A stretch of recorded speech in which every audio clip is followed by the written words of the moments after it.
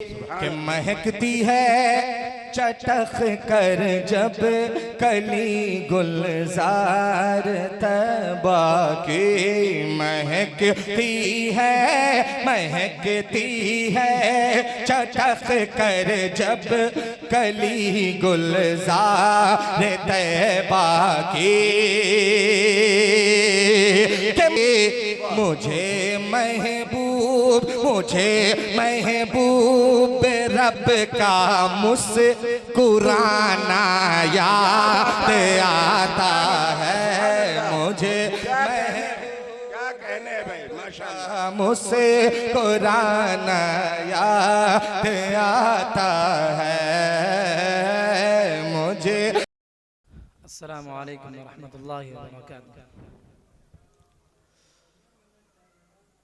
अल्हम्दुलिल्लाहि रब्बिल आलमीन वस्सलातु वस्सलामु अला सय्यिदिल अंबिया'i वल मुरसलीन व अला आलिहि व अस्हाबिहि अजमईन अम्मा बाद। अऊज़ु बिल्लाहि मिनश शैतानिर रजीम। बिस्मिल्लाहिर रहमानिर रहीम। इय्याका नअबुदु व इय्याका नस्तईन। सदक़ल्लाहुल अज़ीम। बड़ी मुद्दत में साक़ी भेजता है ऐसा मस्ताना, बड़ी मुद्दत में साक़ी भेजता है ऐसा मस्ताना, बदल देता है जो बिगड़ा हुआ अंदाज़ में खाना। स्टेज पर रौनक फरोज़ उलूम व फ़नून में यदे तूला रखने वाली शख्सियात, दूर दराज से तशरीफ़ लाए हुए मेहमानान आज़ाम और तलबा-ए किराम, मैं तिफ़्ल मकतब इन अकाबिरीन के रूबरू क्या पेश करूं। हुक्म हुआ कि कुछ अर्ज़ करें। अब आप ये सोच रहे होंगे कि ये नया बच्चा जो सामने खड़ा है वो हमसे बात करने के लिए वो है कौन। तो किसी की बात अगर सुनी जाए, अगर उसका तारुफ हो तो बगौर सुनी जाती है उसकी बातों को। तो मैं आपको बताता चलूं कि ये मदरसा अहमदिया करीमिया जिसमें आप फिल वक्त मौजूद हैं, इस जलसे की नौइयत से इस मदरसे की बुनियाद रखी हज़रत अलहाज मंजूर अहमद साहब रहमतुल्लाहि अलैहि ने, और इसके जो सबसे पहले मुदर्रिस जो इस मदरसे में मुतअय्यन हुए वो थे हमारे जद्द अमजद हज़रत मौलाना नईम साहब रहमतुल्लाहि अलैहि, और उनके फर्जंद हज़रत अलहाज दाऊद साहब रहमतुल्लाहि अलैहि के बड़े फर्जंद हज़रत अलहाज अब्दुल हन्नान साहब अतालल्लाहु उमरहु व फ़ुयूज़हु इसके पहले तालिब इल्म थे। और आपके सामने जो हम कलाम है वो उनका फर्जंद बड़ा बेटा अब्दुर्रहमान है। अब जब बात ये साबित हो ही गई कि आपके सामने जो शख्स खड़ा है वो किसी का पोता है, किसी का भतीजा है या किसी का भाई है, तो फिर आपको ये भी जान लेना चाहिए कि उसका यहाँ आना किसी ख़ास मकसद के तहत है। और वो मकसद ये है कि वालिद मुहतरम हज़रत अलहाज अब्दुल हन्नान साहब अतालल्लाहु उमरहु ने मुझसे कहा कि बेटे 28 तारीख को तुम्हारी फरागत हो गई, तुम सबसे पहला काम ये करो कि अपनी वालिदा से मिलने से पहले अपने शेख, अपने मुरब्बी, अपने पीरो मुर्शिद हज़रत अलहाज शमशुल हुदा साहब अतालल्लाहु उमरहु व फ़ुयूज़हु से मुलाकात कर लो। उसके बाद तुम घर वापस आना। बस इसी मकसद के तहत मेरा यहाँ आना हुआ है। और जब ये जलसा मुनाकिद किया गया तो मुझसे कह दिया गया कि कुछ बातें आपके सामने पेश कर दूं।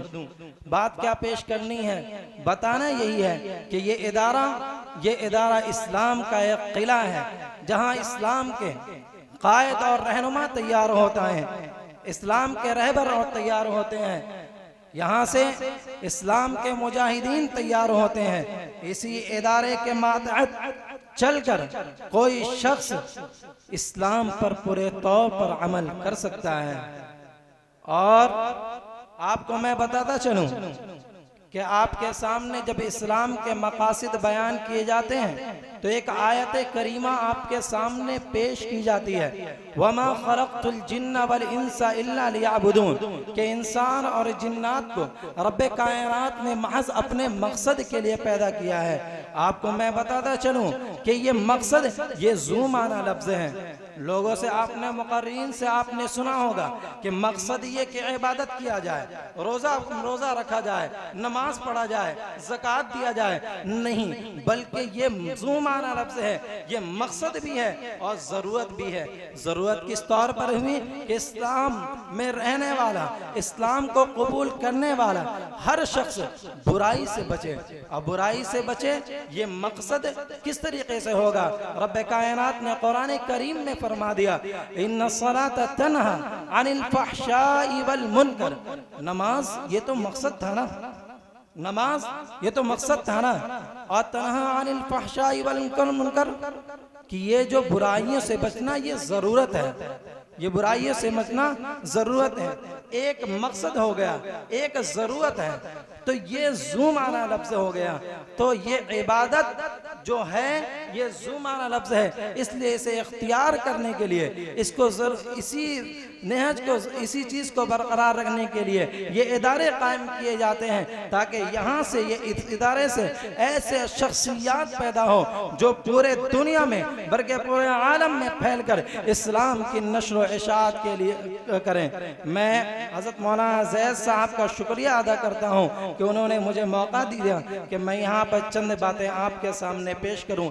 ऐसी कोई बात है नहीं जो मैं आपके सामने पेश करूँ। मैं शुक्रगुजार हूँ आप तमाम का कि आप तमाम लोगों ने मेरी बातों को सुना। दुआ करें कि अल्लाह रब्बुल इज़्ज़त जिसने मुझे अभी इल्मे दीन से सरफराज किया है और 28 तारीख को मेरी दस्तार बंदी हुई है, आप तमाम से दुआ की दरख्वास्त है कि आप तमाम मेरे लिए ये दुआ करें कि अल्लाह तबारक व तआला मुझे इस इल्म पर इस्तिकामत अता फरमाए और आलिम बाअमल बनाए।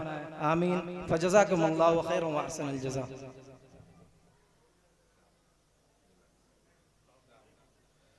हमारे दरमियान आज के इस इजलास के मेहमान खुसूसी हज़रत मौलाना डॉक्टर शकील अहमद साहब कासमी दामत बरकातुहुम, उस्ताद शोबे उर्दू ओरिएंटल कॉलेज पटना तशरीफ़ ला चुके हैं।